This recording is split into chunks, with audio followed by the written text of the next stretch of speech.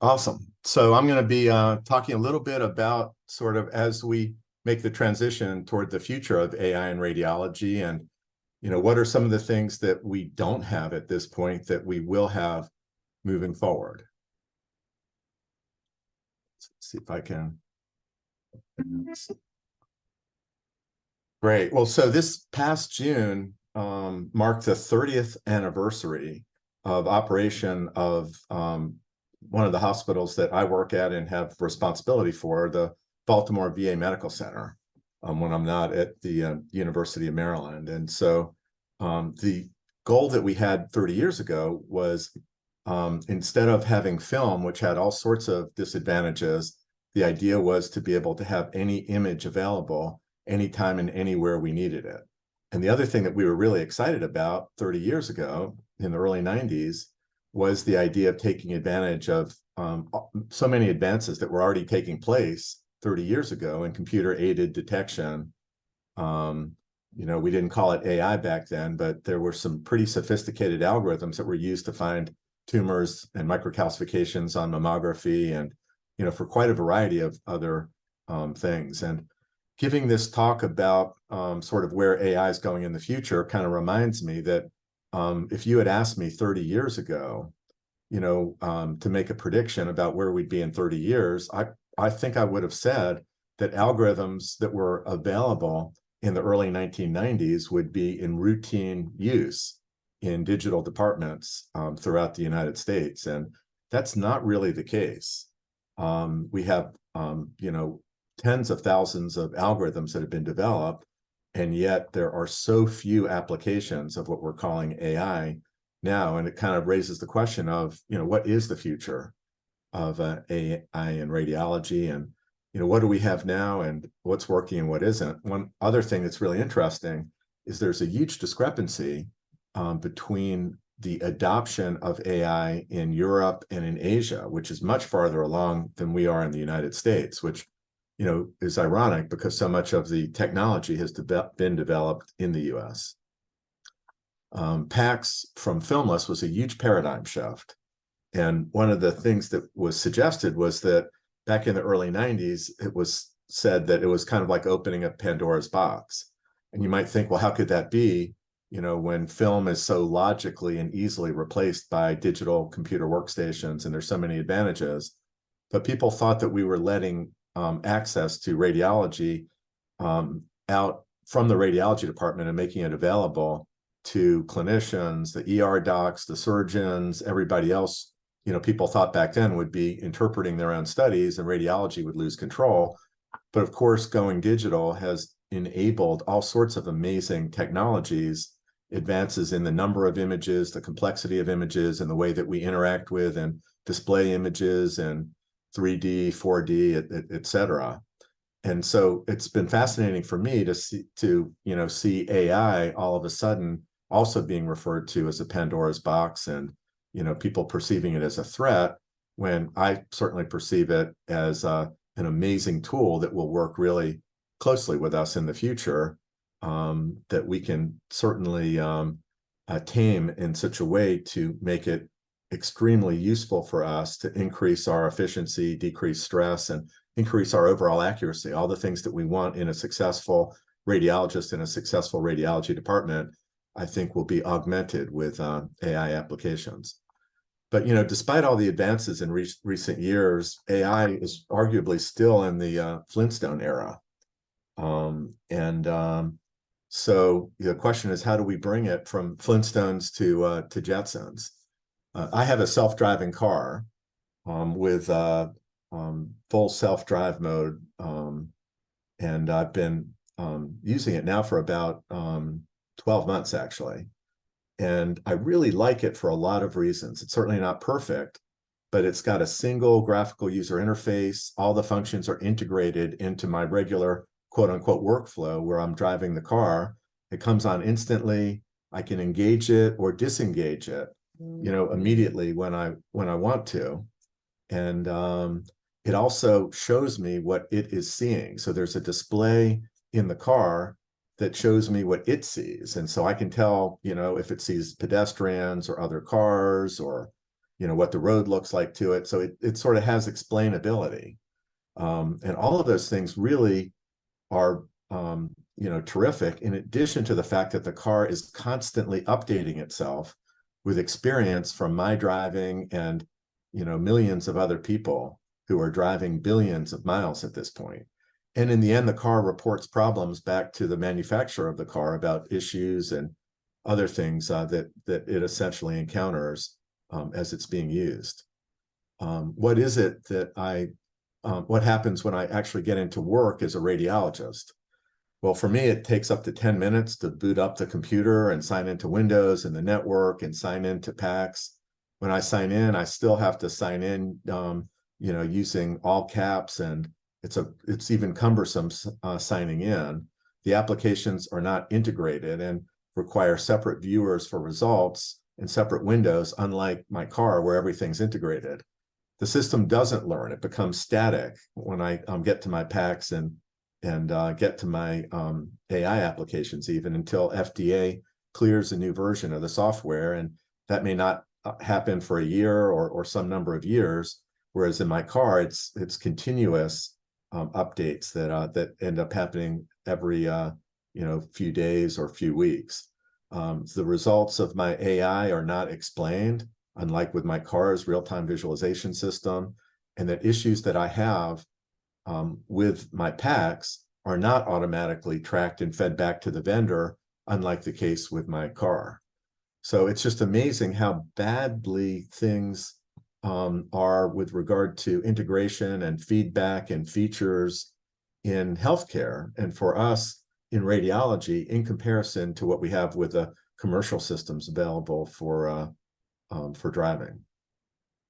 One of the questions that people have asked with regard to the question about the future of AI is, will general artificial intelligence evolve to where it's as quote unquote intelligent as humans? And I'm pretty skeptical actually about it, despite the fact that many people, believe that it's going to happen within the next 7 years or so, or 25% of the respondents in a artificial general intelligence conference thought it would be by the year 2050.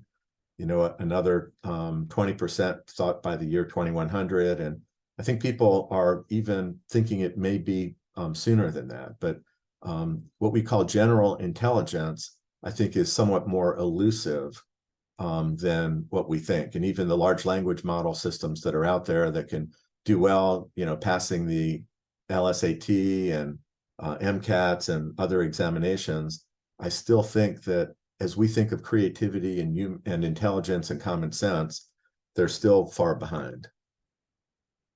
One of the questions that I get asked a lot is, what's the difference between CAD or radiomics and AI? And I think one way to show the difference in the two would be to try and create software to try to find Waldo. And you've probably all seen the Where's Waldo, and some of you are really good at finding Waldo in the images. And at one point, I know that there were even proposals to suggest that maybe candidates for radiology residencies actually be tested to see how quickly they find Waldo. Although, fortunately for me, because I'm not a great Waldo finder, it turns out that there's virtually no correlation between ability to find Waldo and ability to be successful as a resident and radiologist. But the question is, how would you create a program to do this? And so the traditional sort of radiomics or CAD mechanism would be to actually write a program to find glasses and to find the shape of Waldo's face and the striped shirt, and to look at those features and look progressively through the image and write a program that in a number of steps would essentially identify candidates and then come up with a machine learning model to figure out what's the probability that one was Waldo, and then come up with an answer. And that sort of thing can take months or years to develop with people who truly have advanced expertise. It turns out now that it's possible to essentially learn by example. And so to be able to use convolutional networks and transformers and a variety of technologies that are generally available to everybody. And a middle school or high school student now can create a program using these tools to be able to create examples and then create a algorithm to find Waldo. And so all that student would need to do would be to find some number of images that had Waldo, let's say 1,000 images or potentially less, circle Waldo, and then the system would essentially learn by example, applying these tools related to human vision. And so here we're looking for Waldo, and this is kind of a Waldo false positive because this Waldo's got a head that's shaped more like a triangle than the oval.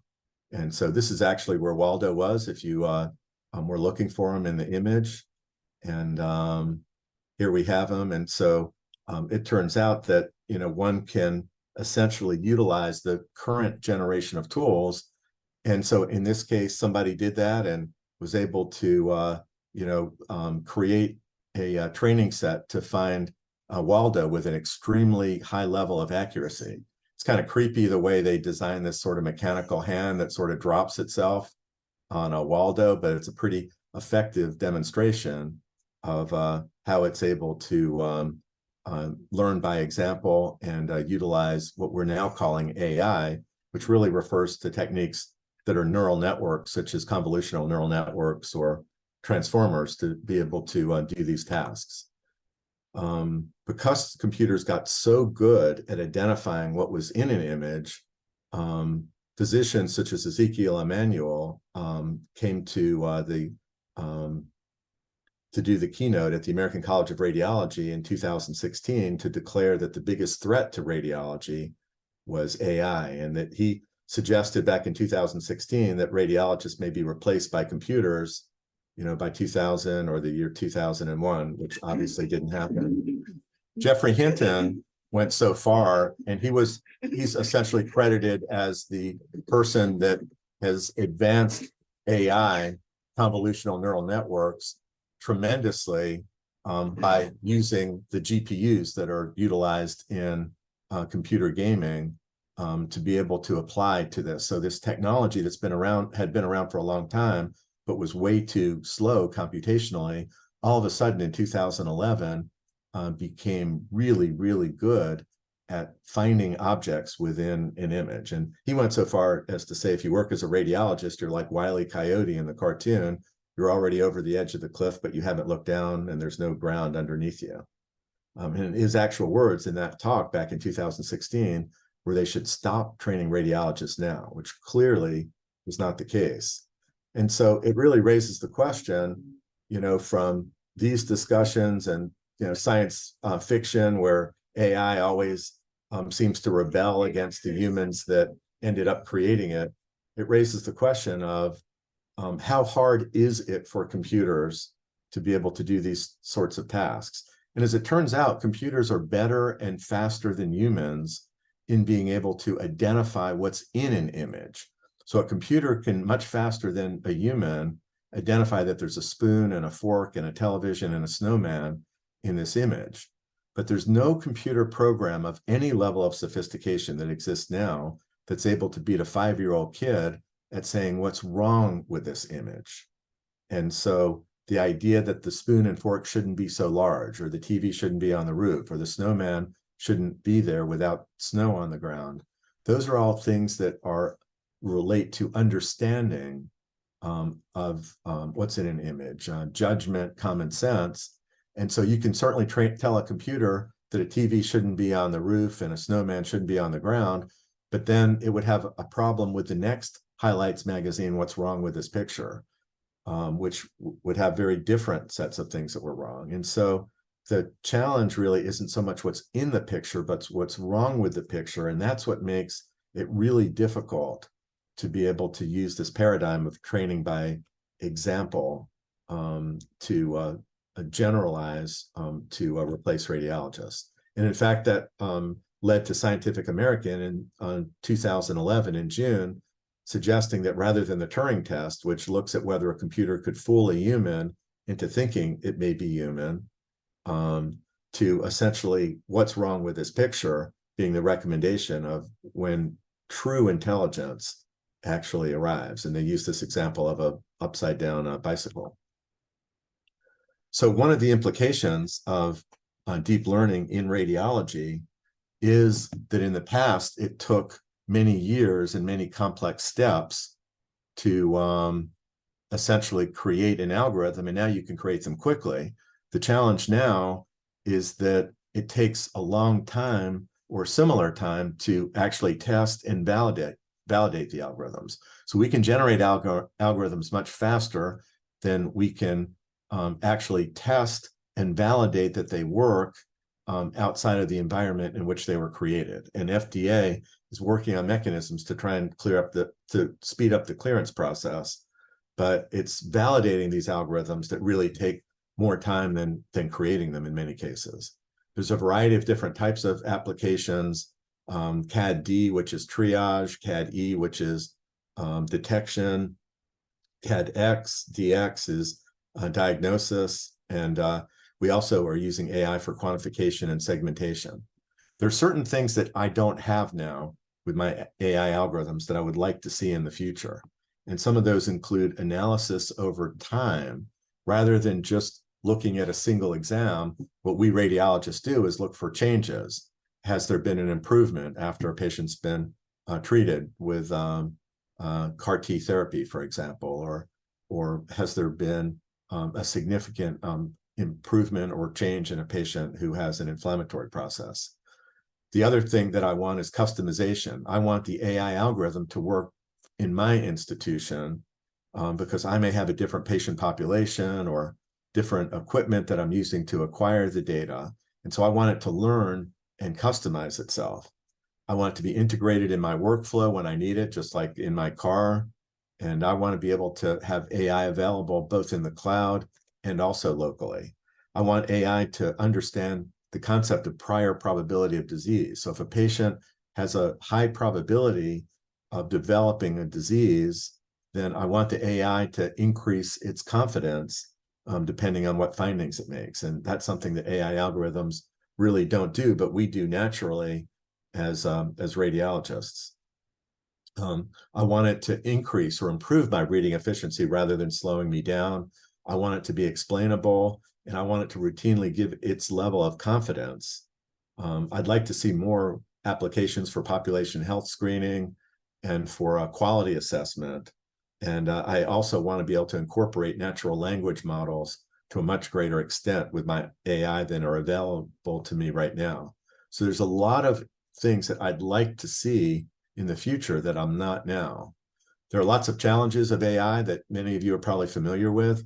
One is kind of this black box idea of if you train things by example to find Waldo, then you don't really know exactly what it's looking for and what it learned from the many examples.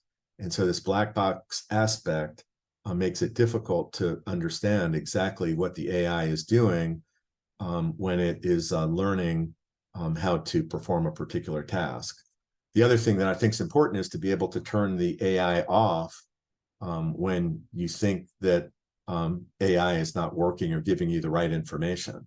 The 737 MAX planes, as you recall, ended up crashing because the system kept thinking that the plane was in a stall. The pilots knew that it wasn't, but they weren't able to switch the AI off. And so the plane kept pointing the nose down with disastrous results. The other issue is the gold standard. We have radiologists who tend to be overcallers or undercallers. They can have the same level of expertise, be looking at a case of suspected tuberculosis, but we have one radiologist who doesn't want to miss tuberculosis, another that doesn't want to overcall it. Both of them are seeing the same thing, have the same expertise, but the question is, what do we train the AI to be like? The one that's more sensitive or more specific? So I can create a Charlie White algorithm that performs like Charlie White, or a Bob Pugach algorithm that performs like Bob Pugach. The residents, when they pre-read cases, will change how they report cases out depending on which attending is going to be reading with them. And many of you residents probably experienced that already.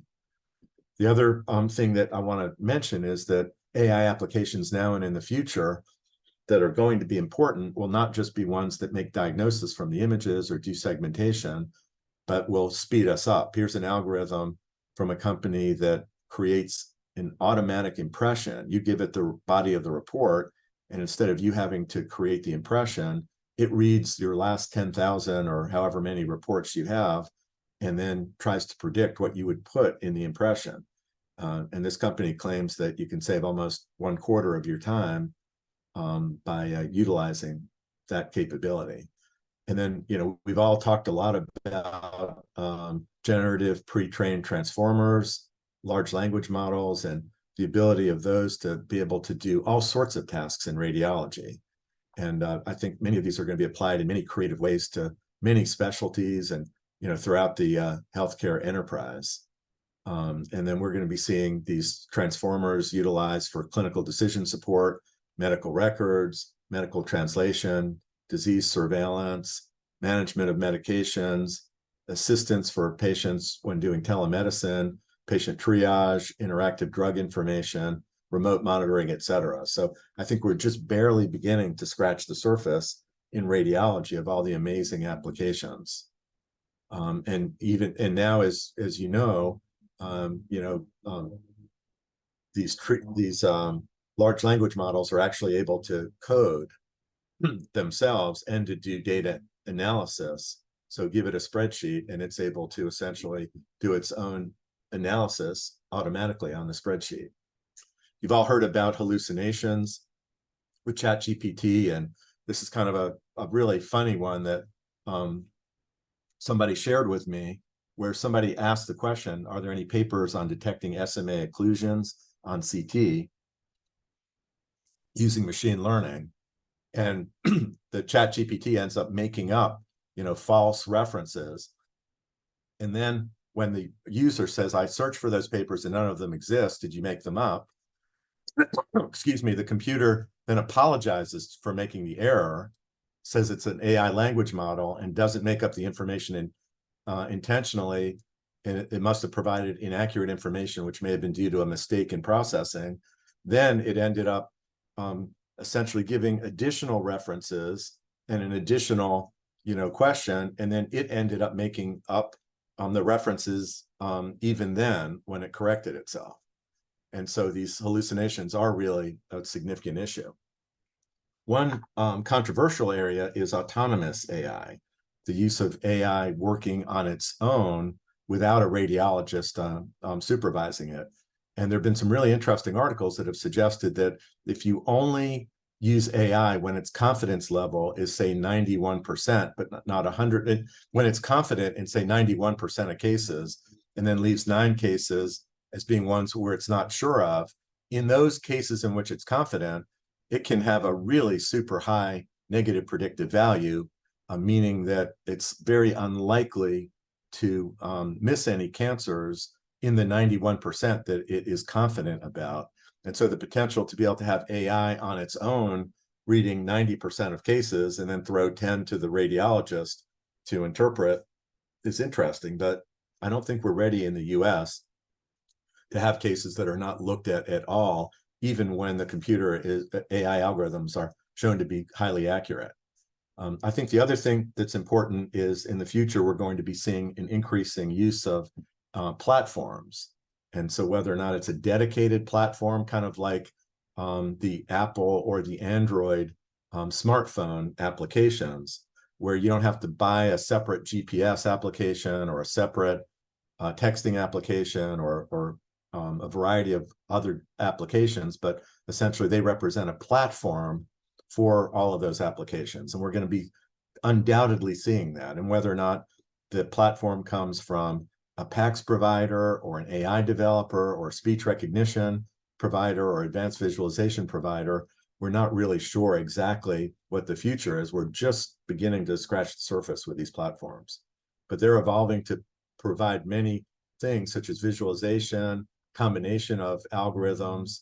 And I think these platforms may even end up supplanting PACS themselves by adding visualization and network storage. The other thing I already talked about is the importance of these algorithms in the future, looking at change over time. rather than just statically looking at images. And one of the killer apps right now for AI is being able to essentially take images that were acquired in a shorter period of time or with less radiation dose, and to be able to predict what the images would have looked like if you had acquired them in a longer period of time or with a higher dose, allowing us to reduce dose and to reduce imaging time. I already mentioned the importance in AI of being able to incorporate a priori probability of disease.